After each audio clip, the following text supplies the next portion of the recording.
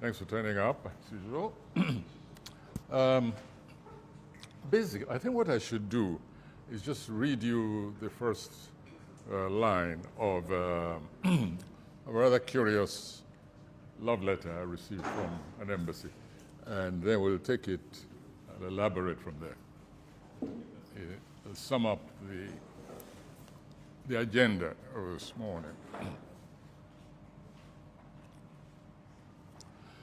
Yes, Consulate General of the United States of America, Lagos, Nigeria, October 23, 2025. Hold on. Yeah? So All right. Consulate General of, you see what I talk about? What you freeze? I'll talk about this technology. All right. Sabotage. Okay, I can still read from here. So it's from the Consulate General of the United States of America in Lagos.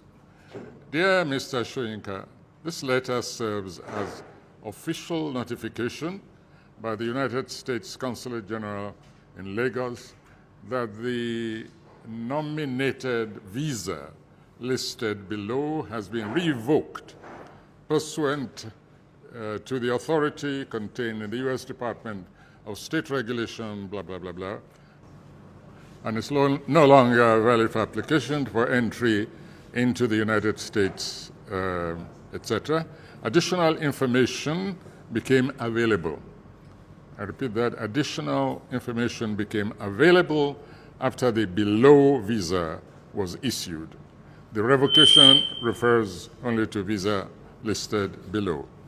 Name of visa holder, Wale Soyinka. Date and place of birth, 13 July 34, Nigeria. Visa classification, symbol B1/B2. I'm giving these details because I'll be referring to that visa shortly.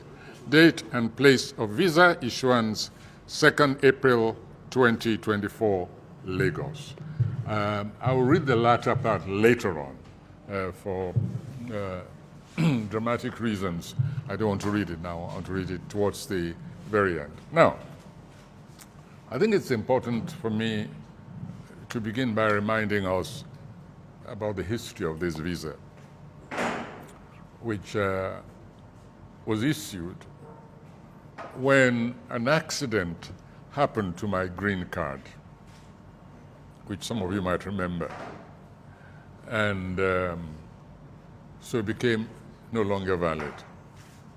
Unfortunately, or fortunately, whichever way you want to look at it, not long after that, maybe by accident, or maybe it's related or not, I got a letter from the Internal Revenue Service of the United States of America saying that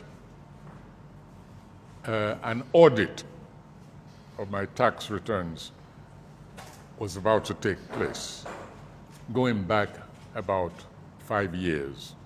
We're talking about tax returns, 25 to 6, 1 year after the other. And now, there are some periodic moments when they do an audit just to make sure you're not cheating them. That's okay. But there's an interesting coincidence about this, that I got that notice of a coming audit just after an accident happened to my green card, which you all know about. So I went to the embassy and said, listen, this is a letter I've just received from the Internal Revenue Service. My green card is no longer usable. I don't want to be advertised as a tax dodger owing the United States money and being chased all over the world with letters and police. I said, I need to go in and answer the audit. And that's exactly what happened. I wish to emphasize that the United States consulate staff was very, very gentle, very courteous. I was treated, like a human being. Let's just put it that way, which is the way I believe all applicants for visas should be treated. And I left there without any problem. That is when I was issued this B1, B2 visa. I stress that over and over again because of some idiot in this country who still insists that I never got rid of that green card after Donald Trump was first elected to office. Now, why did an accident happen to my green card? I merely said it would happen, and it would happen, and it did happen. It's because I realized that many people were still skeptical about the new incumbent at that time of the presidency of the United States. And I said, you don't understand this man. You see, he's a philosopher. He's a philosopher of the school of the much abused ancient philosopher Heraclitus. And not to mystify that much misunderstood, misquoted philosopher, you can understand him by simply looking at Nigerian philosophy, most prominent and instructive of which was no condition is permanent. So you don't have to even go into the into Greek scholarship and sagehood. Just look at it. No condition is permanent. And so I said, this person coming in is just promoting that philosophy, which goes all the way back to the ancient Greeks, and of course, to the ancient sages of all societies. No condition is permanent. And I said, he would, however, I predict that his first mission in office will be to prove it by withdrawing all permanent documents, all so-called permanent documents, especially the permanent residence card. So I said, I'll save him time by having an accident happen to my green card, which took the form of my, you know, we humanists, we're always looking at gadgets. And unfortunately, when I was looking at my green card, it fell between the fingers of a pair of scissors, and it got cut into a couple of pieces. That's what happened to my green card. People say I destroyed it. No, I didn't destroy it. It just had an accident, that's all. But since then, I've been living, wait, let me make sure. Because very curious things happen to things which I say. That was a joke. I don't want to read in the papers, well, Soyinka started lying, saying that an accident happened to his green card. Oh, please, I have to be very careful. All right. So anyway, I no longer had a green card. That's what matters. That's how I demoted myself by circumstances from permanent resident to just another tourist business entry and depart. By coincidence, when I read that letter of revocation, I actually had some American citizens visiting me. They came for the Badagry Door of Return Festival. And from there, they came to visit in Abeokuta. I wasn't there, but they were made at home, and they were able to go around the place and even have some palm wine. So to begin with, at the beginning, I said, could it be that they're angry that I'm hosting their citizens just when they're reconsidering, or they've invited me to bring in my visa for reconsideration? I don't know how many of you read or saw the press statement which I made at the time when I received a letter. That is, we're going back now, 2 weeks before this letter, when I received a letter asking me to bring back my passport because certain facts may have come up since the visa was issued. And I was given a date to report at the consulate with my passport.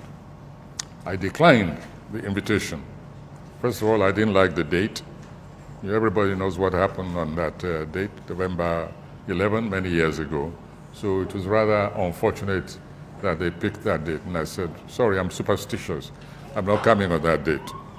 And then ultimately, I made it clear I was also not going to apply for another date to bring in my passport. So I left, I traveled out. When I came back, or even before I came back, I got a letter from the ambassador. What is that? What is our problem there? Is the house falling down or something? Just give me notice so I know which direction to run. So I got a letter from the ambassador. Very nice letter, very courteous. I wish always to stress this, that I have absolutely nothing against individual citizens as citizens of any nation. This is an issue which concerns the government. I have continuing good relationship with members of the consulate, the embassy. I received nothing but courteous treatment from them. I want to stress that. And so I received this letter in which he informed me that he was away when that letter was sent, and that if I would please give him a call, he would try and explain the circumstances and so on and so forth.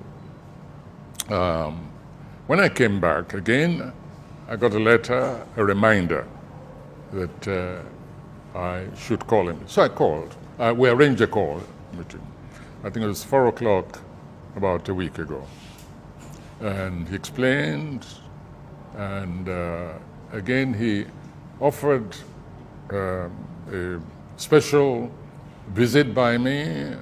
I'd be received by the consul, and then they would ask a few questions about the possible facts which existed that they didn't know about when this visa was issued. He spoke, and he spoke frankly, and I said, shall I be equally frank with you? I'm not interested. It has nothing to do with me personally. It has to do with the treatment which I know, the brutal, cruel, and often unbelievable treatment being meted out to strangers, immigrants, even in some cases, permanent residents, which of course include quite a number of Nigerians.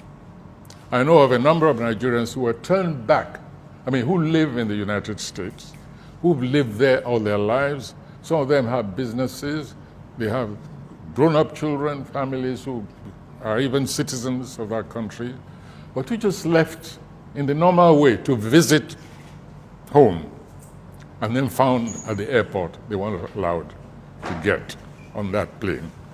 Because in the meantime, either their visas were under examination or had in fact been revoked, but they were not allowed to go back there, etc., etc. I don't want to run into the... You all know what's been going on. It's all over the media. You have friends, you have families there. So I said, it's not about me. I'm not really interested in going back to the United States. I said, but a principle is involved.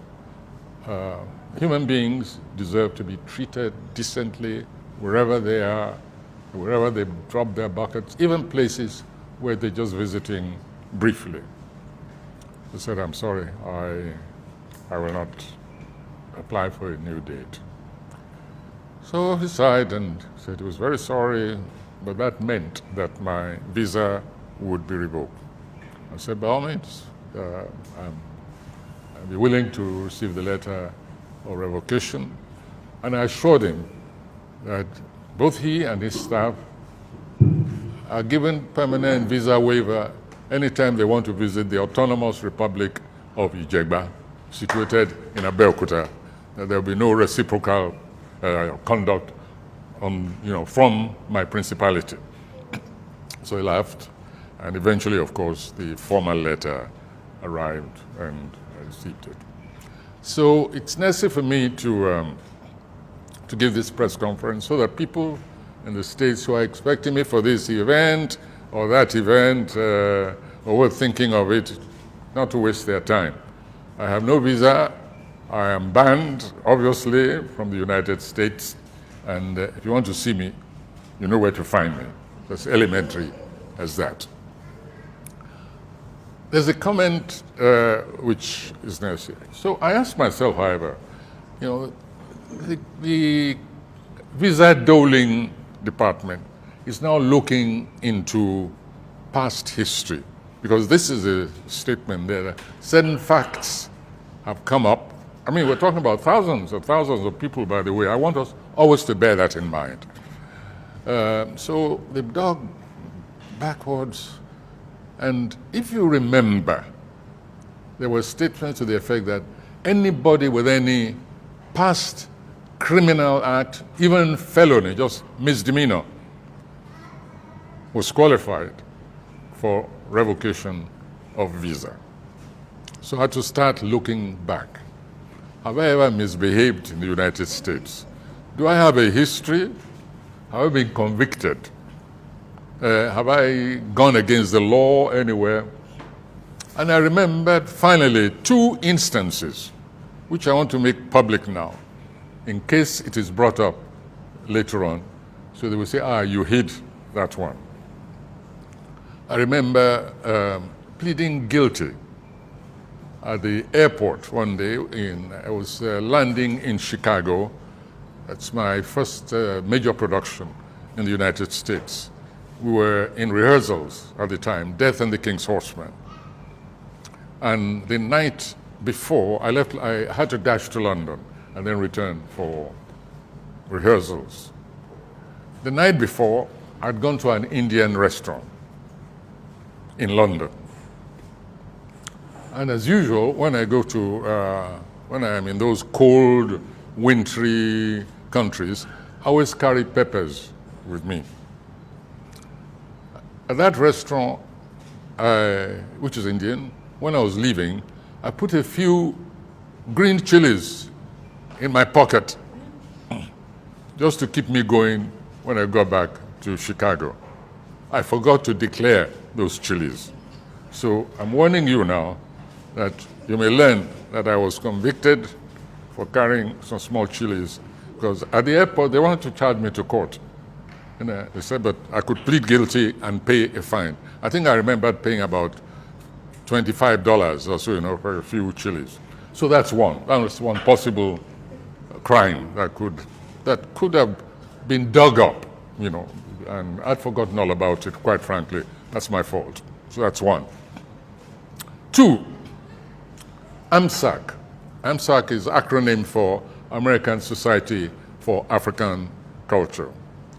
AMSAC had a huge international conference, I think some years also just before that, early 70s. I'm not good at dates. Anyway, and it took place in Atlanta, Americana, a motel in Atlanta at the time.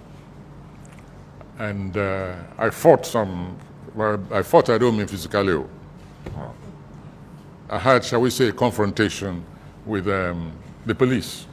Some racist conduct by the receptionist led to the police being called. And this police came and was trying to throw his weight around and so on. So I can be convicted, if you like, for, shall we say, for disobeying orders from law officers of the United States. This was at least 30 years ago. And eventually, I ended up, as a matter of fact, what is the expression again? Integrating the swimming pool of that Atlanta. I tell you who was there at the time, at the incident. Emeka Anyaoku, the former Secretary General of the Commonwealth. In fact, it was he and the late Kola Day who stepped in and sort of diffused the situation. So, ladies and gentlemen, these are the only 2 crimes I can consider myself guilty of in all the years, decades I've been going to the United States. So obviously, it could not have been. I don't believe that they would have dug so far back into my murky past to unearth these two great crimes and then revoke my visa. So the reason had to be somewhere else. So I began to cast what have I done in recent times? Then my mind went to Oscar Arias, the former president of Costa Rica, I think Costa Rica, Arias, the Peace Nobel laureate, whose visa also was revoked. And why was his visa revoked? Because he said that Donald Trump was ruling like an emperor. It served him right. I mean, how would we be calling the whole president of the United States an emperor? That was not very nice. So I looked to see whether I had committed any similar crime. And I remembered that I referred to him as the white version of Idi Amin.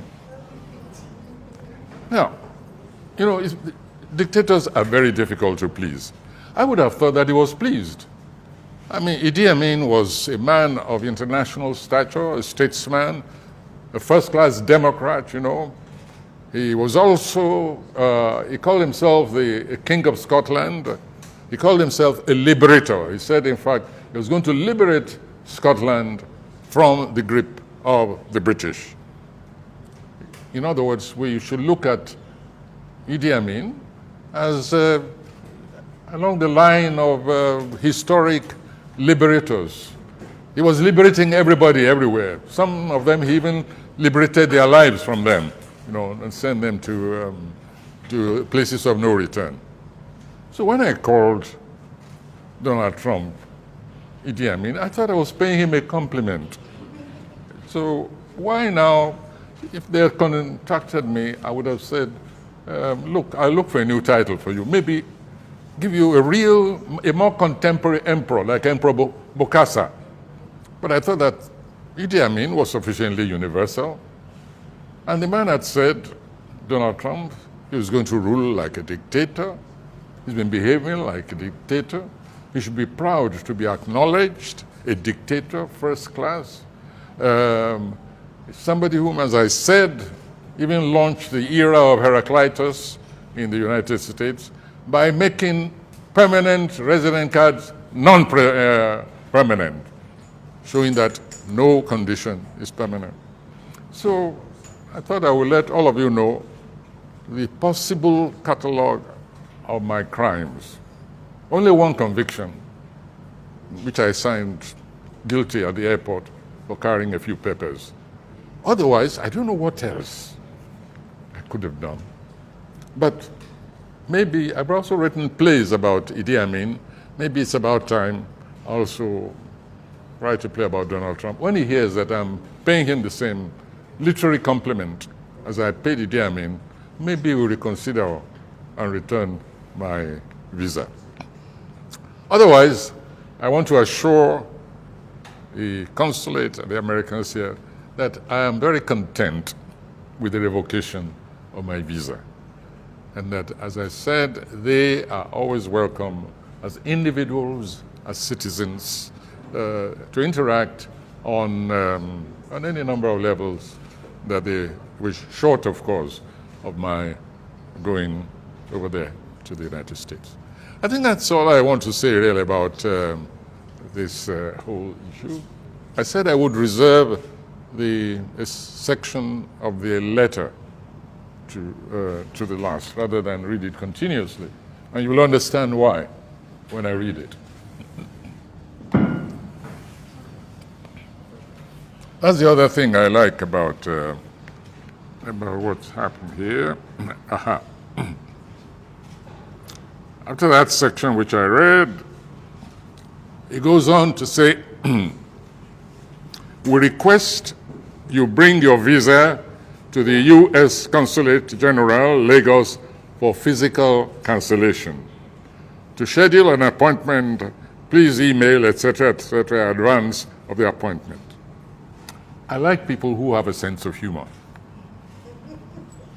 and this is one of the most humorous sentences or requests I've had in all my life, that I should bring my passport to the consulate to have it stamped on a page, cancelled.